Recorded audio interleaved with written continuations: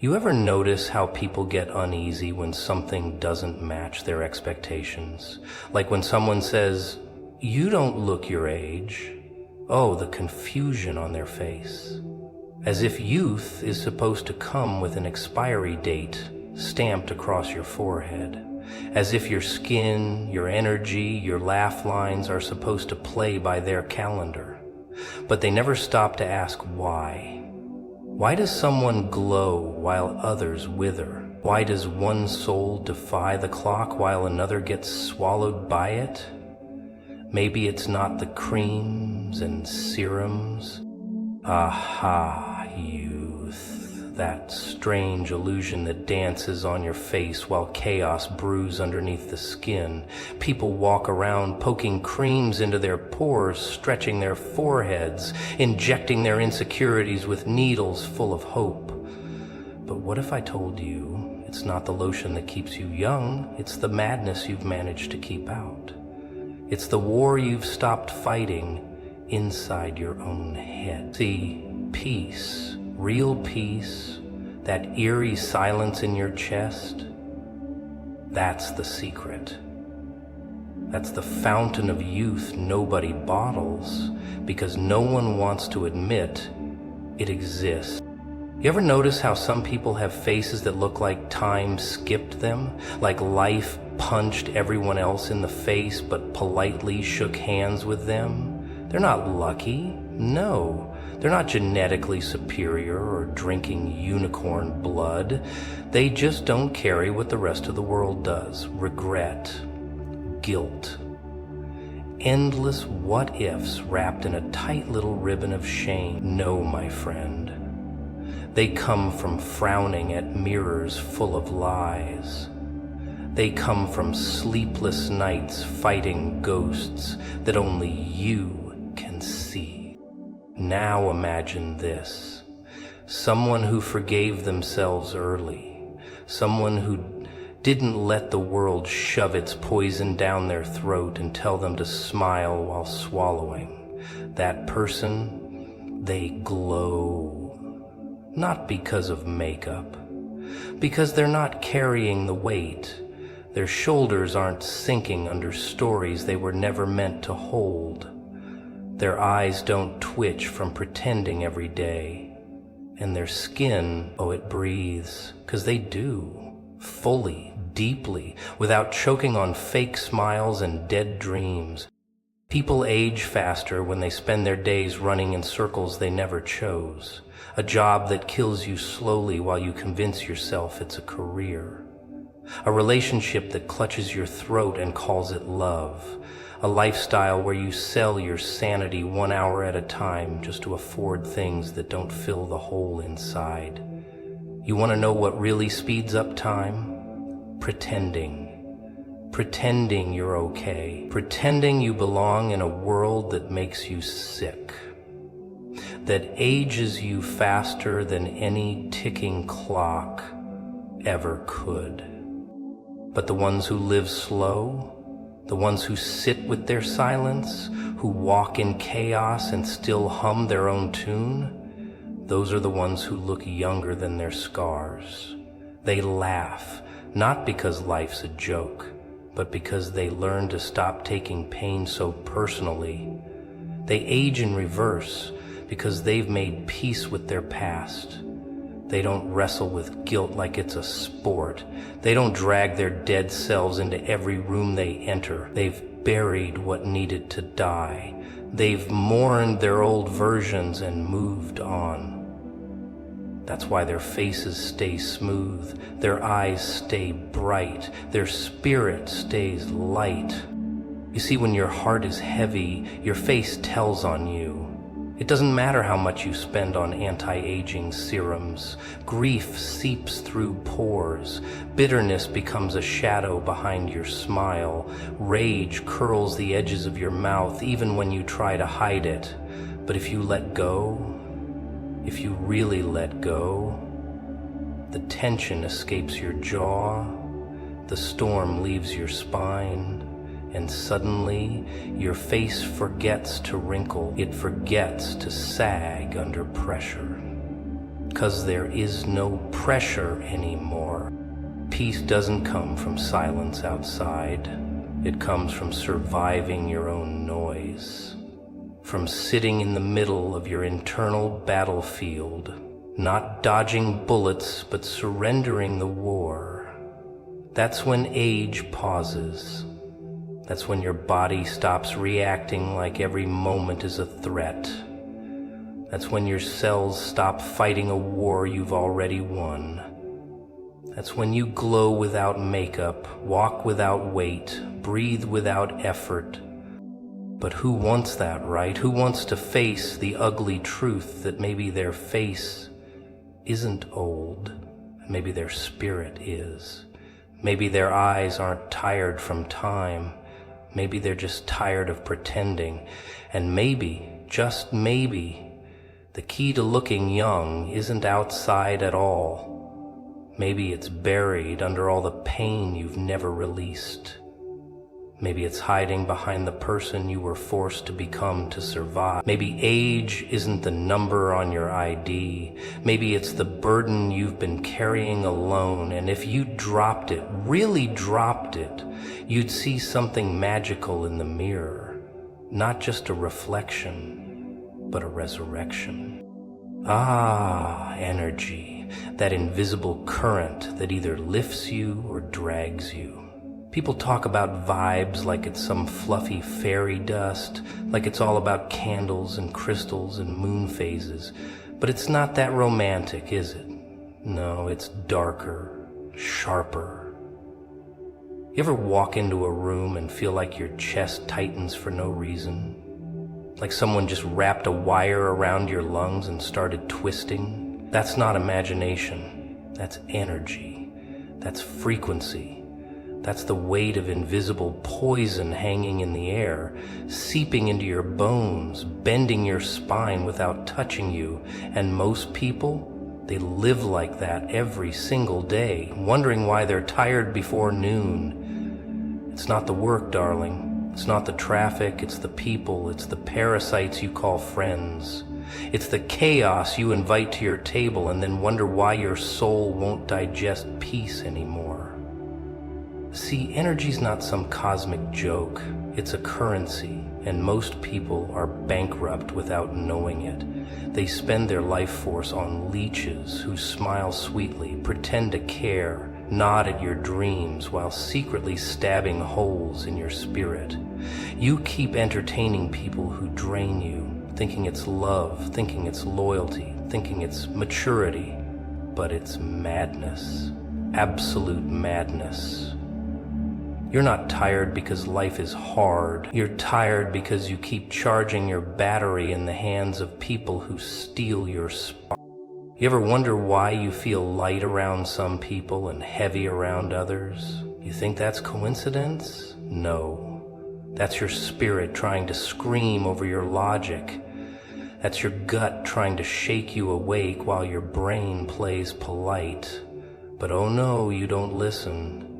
You smile, you laugh, you nod, you say, I'm fine, even when your soul is crawling away from the very people you keep hugging. That's the tragedy. You call it connection, but it's a slow death. You don't even notice your light dimming until you forget what bright ever felt like. You see, people don't need knives to cut you. They do it with their silence, their sarcasm, their subtle little jabs masked as jokes, their passive disapproval that poisons your self-worth drip by drip, and you accept it, you tolerate it.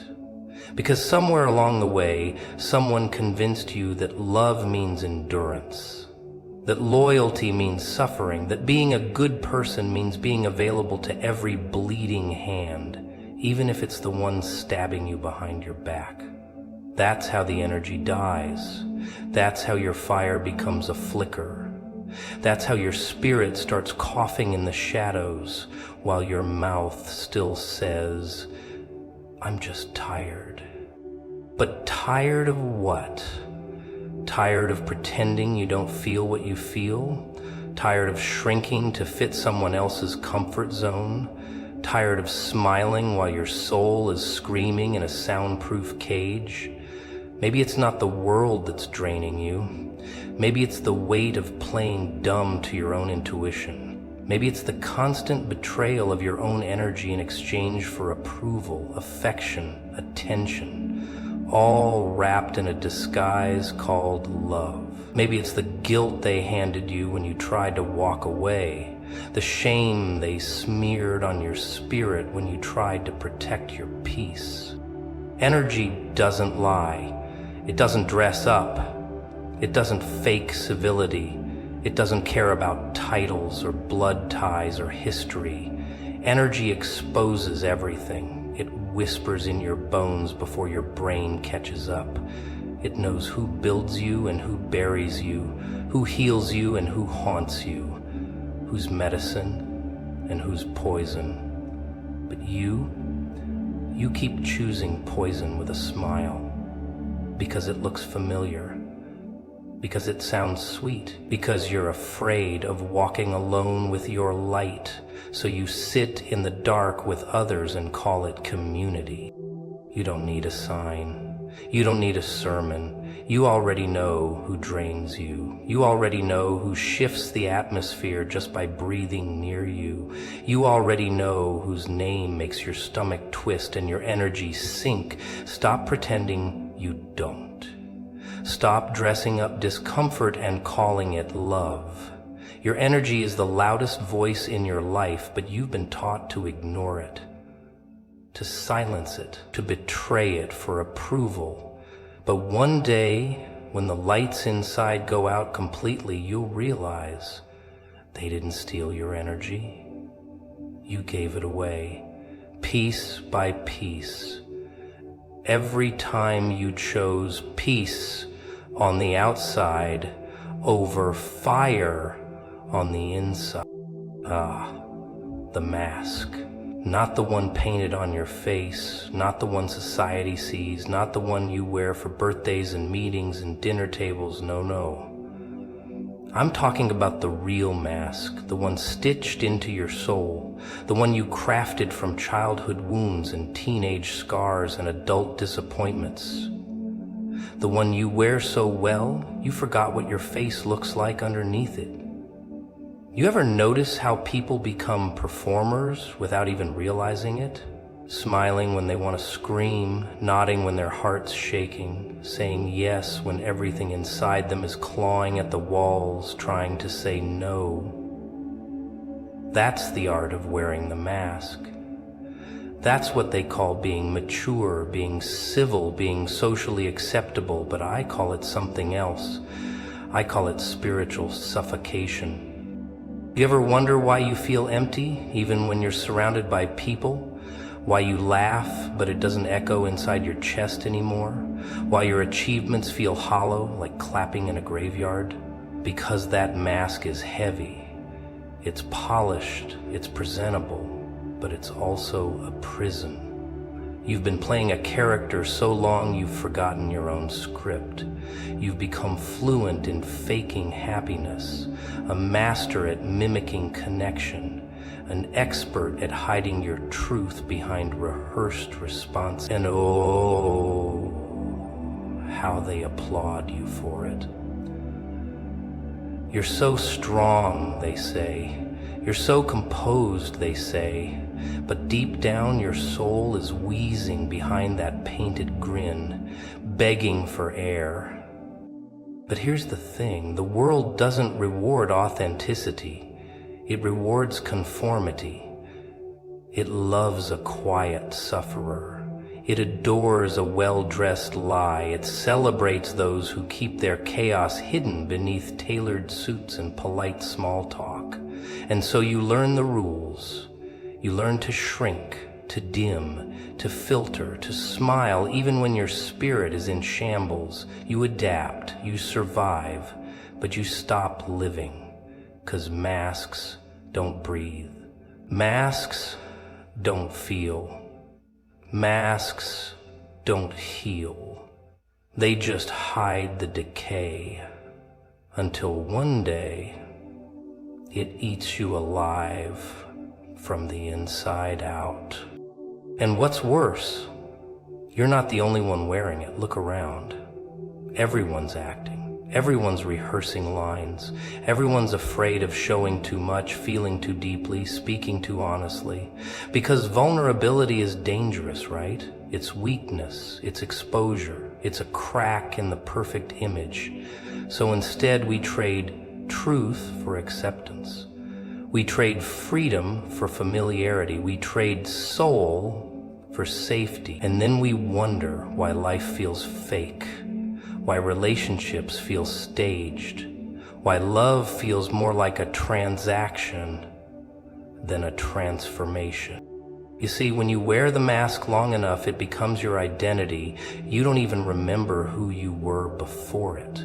You don't know what joy without performance feels like. You don't know what peace without pretending sounds like.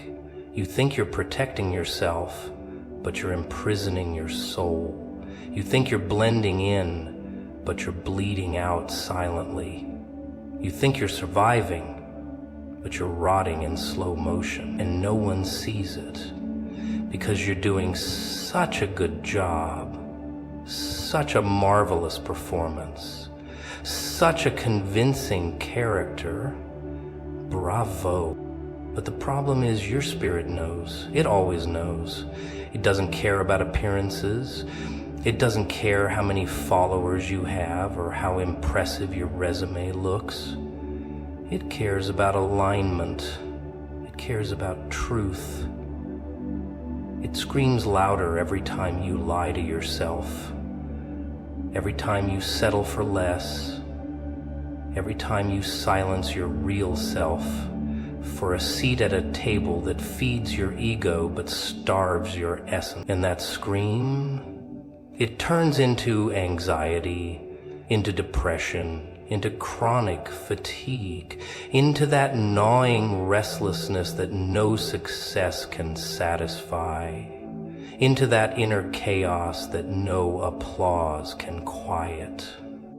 But you keep showing up, keep smiling, keep saying, I'm fine. Keep tightening the mask when it slips. Keep painting over the cracks. Keep pretending you don't hear the screaming inside your own chest, because unmasking means facing the pain. It means feeling the rawness. It means confronting every part of you that you buried just to be accepted. And who wants to do that? Who wants to dig through the rubble of their own soul just to meet the stranger they abandoned years ago? But that's the irony. You can lie to the world, but you can't lie to your spirit. You can fool everyone, but your soul will haunt you. You can wear the mask until your last breath, but the truth always lingers underneath, whispering, scratching, waiting for you to rip it off, even if it means tearing your skin with it. Because behind that mask, that's where the real you is rotting in silence. Ah, the weight of being misunderstood. That peculiar ache that doesn't bleed but bruises. A silent scream in a world full of noise and no one ever hears it. That's the funny part, isn't it? You can be surrounded by people, drowning in conversations, yet feel like you're screaming underwater. Like you're stuck behind glass, banging, bleeding, begging, and no one even notices the cracks forming on your soul. People talk about pain, but they only understand the ones they can see. A broken arm, they'll sign the cast. A bleeding wound, they'll rush for bandages. But a broken spirit? They'll tell you it's all in your head. Smile more, they say. Cheer up, they say. Be positive, they say. But no one asks what you buried to keep everyone else comfortable. Do you ever notice how silence isn't always peace? Sometimes it's punishment. Sometimes it's where people hide the parts of themselves that scream the loudest. There's a strange kind of grief that comes from being alive but not seen, existing in plain sight yet invisible. Breathing, but no one hears you gasp. Loving, but no one understands how hard it is to keep that flicker alive in a world that loves to blow out candles. And you start to wonder, is it me? Am I the problem? Maybe if I laughed louder, they'd notice. Maybe if I talked less, they'd listen. Maybe if I became smaller, softer, simpler, I'd finally fit in their boxes.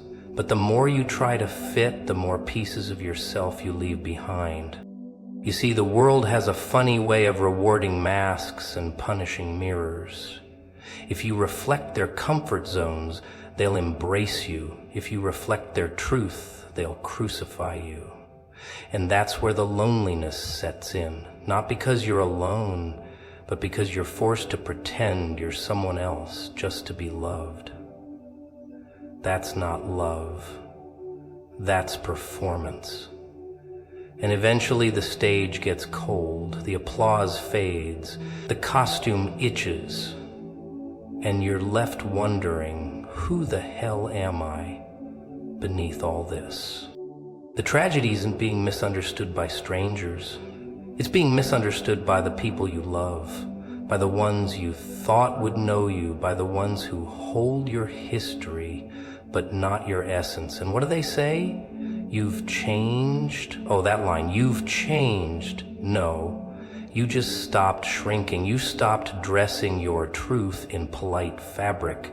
You stopped sacrificing your sanity for their comfort. But they don't see it like that. They see rebellion. They see arrogance. They see madness. Because anything that threatens the illusion must be labeled as insane, right? But here's the twist. Being misunderstood is a sign you're stepping out of the cage. It means your frequency no longer fits the static of the crowd. It means your truth is louder than their comfort. And they won't like it. They'll call you names. They'll twist your words. They'll write you off before even reading your soul. But deep down they know, they feel it, that fire in your voice, that defiance in your silence, that untamed presence that says, I'm done pretending, and oh, that terrifies them. Because the moment you stop needing their approval is the moment you become dangerous. You become unpredictable. You become untouchable. You start making decisions not to please, but to breathe. Not to impress, but to express. And the people who built a version of you based on convenience, they'll panic. They'll guilt you. They'll try to pull you back. Not because they love you, but because your freedom exposes their own cages. You begin to notice things, conversations that drain instead of nourish, spaces that feel tighter even though they look bigger, people who clap for your light but vanish when you crumble. You start craving silence, not because you're broken, but because you're finally listening to yourself. You start seeing the beauty in solitude, not as isolation, but as a sanctuary. And that's the shift. That's the awakening. When you realize being misunderstood isn't a curse, it's a calling to go deeper, to shed the layers, to stop begging to be seen and start demanding to be whole. You stop chasing connection just for the sake of not feeling alone. You stop explaining yourself to people committed to misunderstanding you. You stop decorating your pain in poetic metaphors just so it's easier for them to digest. You start becoming unapologetically, inconveniently, radically you. And sure, it gets lonely, but it's a holy kind of lonely, a sacred rebellion, a quiet revolution happening inside your skin.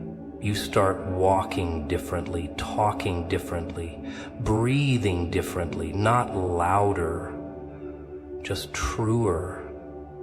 Because when the world misunderstands your truth, it means you're no longer a copy of their fear.